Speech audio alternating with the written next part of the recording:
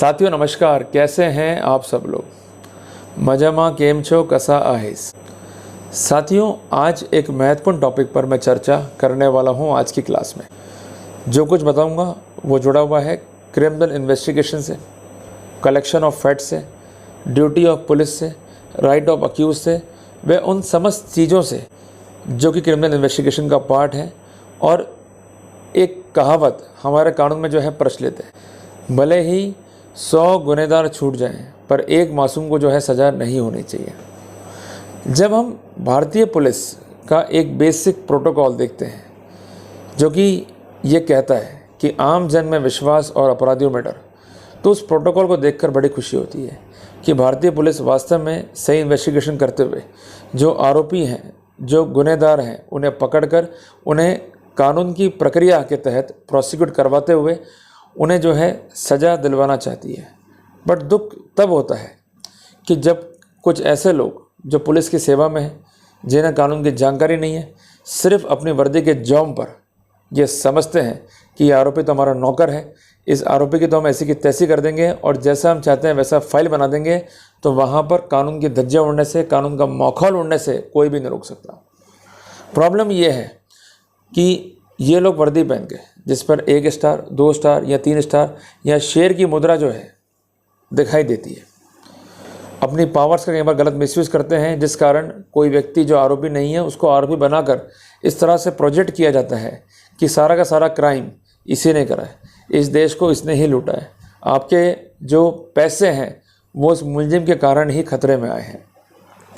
साथियों, अपराध की गंभीरता को देखते हुए कई बार कोर्ट का रुख ये रहता है कि आरोपी को बेल नहीं दी जाए, जिसका गलत फ़ायदा जो है कई बार भारतीय पुलिस उठा लेती है। मुलजिम रोता रह जाता है और कोई सुनने वाला नहीं होता। साथियों, जब मैं स्टडीज़ कर रहा था तो एक ऐसा ही मामला देखने को मिला। कुछ आरोपियों पर पुलिस ने उन्हें चार्जशीट करते हुए यह आरोप मान दिया कि उन्होंने section 489A, 489B, 489C, 489D IPC का अपराध कर दिया। अब ये अपराध अगर आप समझेंगे तो इसकी कानूनी स्थिति क्या है कि फर्जी मुद्रा को रखना, मीन्स काउंटरफिट करेंसी को रखना, उसका पोजेशन और उसका ट्रांसपोर्टेशन करना, उसको ट्रांसमिट करना आगे से आगे। क्लियर है आपको? ये एक जघन्य कानूनी अपराध है, क्योंकि मुद्रा से ही अगर खिलवाड़ हो जाएगा तो आम जन का विश्वास बैंकिंग सिस्टम से, इस देश की सरकार से, RBI से ही उड़ जाएगा। तो कितना गंभीर मामला जो है यहाँ पर प्रोजेक्ट हुआ कि मुद्रा जो है, करेंसी जो है, उसको काउंटरफिट किया गया और उसको पजेस किया गया और उसको ट्रांसपोर्ट किया गया या उसका ट्रांसमिशन जो है फर्दर किया गया। इस मामले के फैक्ट्स क्या थे जो मामला मैं डिस्कस कर रहा हूँ कि एक सूचना मिली पुलिस को कि कोई व्यक्ति है, उसके साथ एक गैंग काम कर रही है, ठीक है साहब, और आप जो है उन पर कार्रवाई करो। उनके पास जो है फर्जी मुद्रा है जो उन्होंने बनाई है, अब उसको ये ट्रांसमिट करने जा रहे हैं और पूर्व में भी ये लोग ट्रांसमिट कर चुके हैं। समझ नहीं आता कि पुलिस को जब इस देश का आम नागरिक जाकर एक लिखित में रिपोर्ट देता है तो उस पर तो कार्रवाई ये फटाफट करते नहीं है, पर जितनी भी गुप्त सूचनाएं इनको मिलती हैं उस पर तो आधे पौन घंटे में तो ये मौके पर खड़े होकर कार्रवाई तक कर डालते हैं। तो ऐसा लगता है कि पुलिस जो है गुप्त सूचनाओं पर जिसका कोई ऑथेंटिकेशन नहीं है उस पर तत्परता से कार्रवाई करने में ज़्यादा रुचि दिखाती है। तो इस बात को भी जो है विशेषता ध्यान में रखिएगा, इस पॉइंट को भी। साथियों, सूचना मिली कि ये लोग जो है फर्जी मुद्रा जो है बना रहे हैं, जिसमें भारतीय मुद्रा भी है, विदेशी मुद्रा भी है।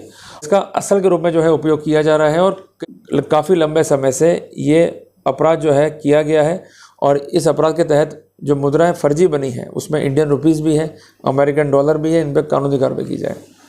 पुलिस ने जो है इस मामले में रेड किया और कंसर्न अक्यूज से जो US डॉलर थे उनको रिकवर करा और डॉलर को जो है सीज किया गया। इसके अलावा ऐसा भी जानकारी में है कि इसमें से 2 लोग जो हैं, इस टीम में 2 लोग जो हैं ये पुलिस की वर्दी में जाते हैं, लोगों को धमकाते हैं और उनसे जो है पैसे ले आते हैं।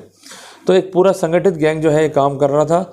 इन सब एविडेंस को लेते हुए FIR हुई, ये लोग चार्जशीट हुए और मामला जो है कोर्ट में गया। साथियों, डिफेंस जो है इस मामले को ब्रेक करने में सफल हो पाया। डिफेंस का अटैक किया था कि इस मामले में कोई भी डायरेक्ट एविडेंस है ही नहीं और जो सो कॉल्ड एविडेंस है उसमें से 70% एविडेंस तो हॉस्टाइल है।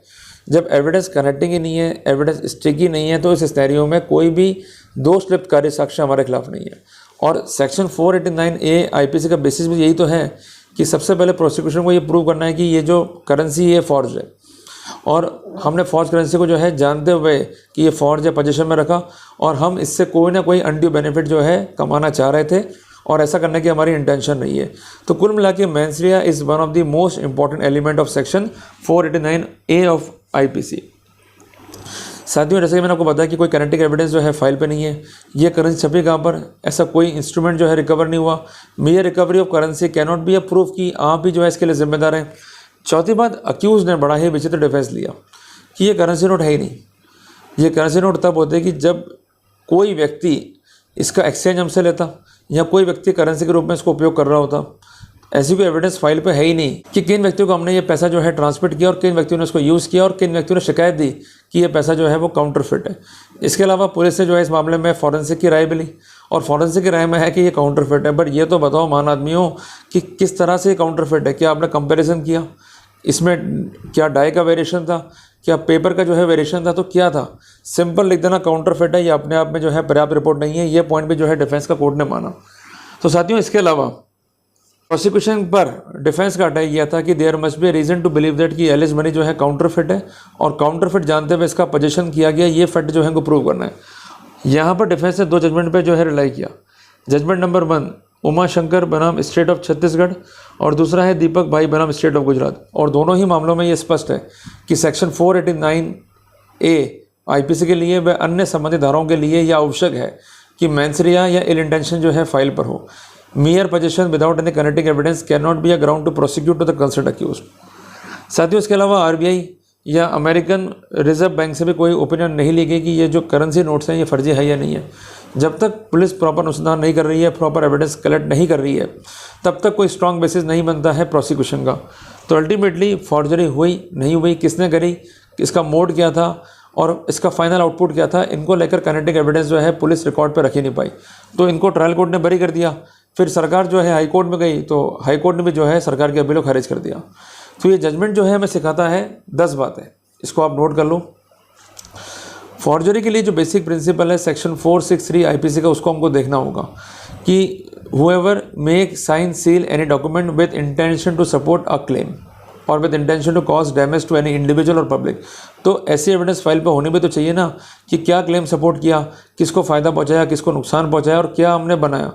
जब तक प्रॉपर एविडेंस फाइल पे नहीं है तब तक फॉर्जरी केस जो है मेड आउट नहीं होगा।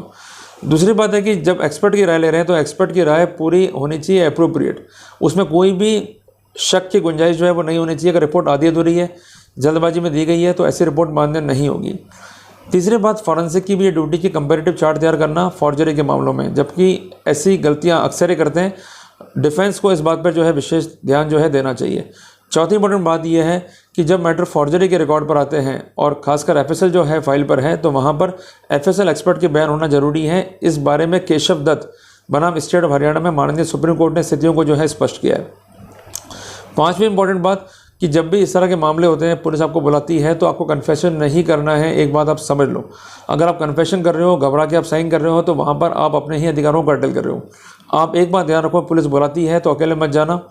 आप सबसे पहले इस बात को अश्योर कर लो कि आपके एडवोकेट को भी आपके साथ आने का एक्सेस दिया जा रहा है। अगर वो एक्सेस नहीं दिया जा रहा है तो उनको लीगल नोटिस आप सर्व कर दो। कारण क्या होता है कि थ्योरेटिकली बुक्स में बहुत चीज़ लिखी हुई हैं, पर प्रैक्टिकली अगर उसको अमल नहीं किया जाएगा तो हम कोई फ़ायदा जो है कानून में नहीं ले पाएंगे। आप उनको ये बोलो कि भाई अगर आपको जांच करनी है, कार्रवाई करनी है, तो पहले मुझे अश्योर करो कि आप मुझे अरेस्ट नहीं कर रहे हो और मुझे 41A CRPC का लाभ दो। इसके अलावा अगर आप मुझे अरेस्ट कर रहे हो तो इस बात को भी अश्योर करो कि 41D CRPC मुझे वकील का एक्सेस मिलेगा। अगर ऐसा नहीं है तो इसका मतलब ये लोग गलत सलत जांच कर रहे हैं, ये लोग मोटिवेटेड हैं, बायस्ड हैं और आपको टारगेट करते हुए अरेस्ट कर सकते हैं। तो जब पुलिस से बात कर रहे हैं तो कई चीज़ें जो है मालूम पड़ जाती हैं। तो ये चीज़ आती है एक्सपीरियंस से। तो कुल मिला के जब भी आप पुलिस से आप वार्तालाप करो, बातचीत करो, तो इस बात पर विशेष जो है ध्यान रखना है आपको। छठी इंपॉर्टेंट बात, अगर पुलिस तब भी आपको 41A CRPC का नोटिस नहीं दे रही है, पुलिस जो है आपको कोऑपरेट नहीं कर रही है, तो उस सिनेरियो में आप क्वेश्चनिंग में या एंटिसिपेटरी बेल में जो है मूव कर सकते हो विद स्पेसिफिक प्ली, जो मैंने आपको बताया। सातवीं इंपॉर्टेंट बात, जब भी FIR कट रही है तो जो फैक्ट्स रिकॉर्ड पर हैं उसमें ये देख लो कनेक्टिव एविडेंस क्या है, सोर्स एविडेंस क्या है। अगर वो ऑथेंटिकेट नहीं है, स्पेसिफिक नहीं है, तो उसका फायदा मिलेगा। आठवीं इंपॉर्टेंट बात, जो कंसर्न FIR का जवाब है, जिसको हम बोलते हैं मेमोरेंडम, वो आप रेडी करो और सबमिट कर दो। नंबर 9, उनकी कॉपीज आपको देनी है हायर अथॉरिटीज़ को भी, ताकि एक प्रॉपर जो है डिफेंस फाइल पर रहेगा। और 10वीं इंपॉर्टेंट बात, डिफेंस खोलना कोई गलत बात नहीं है। अगर डिफेंस नहीं खोलोगे तो वहाँ पर दुख जो है आपको ही भोगना पड़ेगा।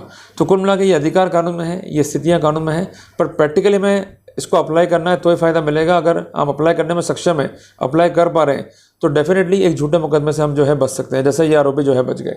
तो साथियों, अगर आपको टॉपिक अच्छा लगा तो इस वीडियो को लाइक और शेयर जरूर कीजिएगा, और जो भी टॉपिक मैं पढ़ाता हूँ उसके नोट्स रखा करो साथ में। कभी कोई दिक्कत आएगी तो ये नोट्स जो है आपके लिए काफ़ी हेल्पफुल रहेंगे, और कोई दिक्कत जो है आपको नहीं आने वाली है। तो साथियों, जल्दी मिलते हैं अपन एक नए टॉपिक के साथ में। टिल देन, जय हिंद, जय भारत।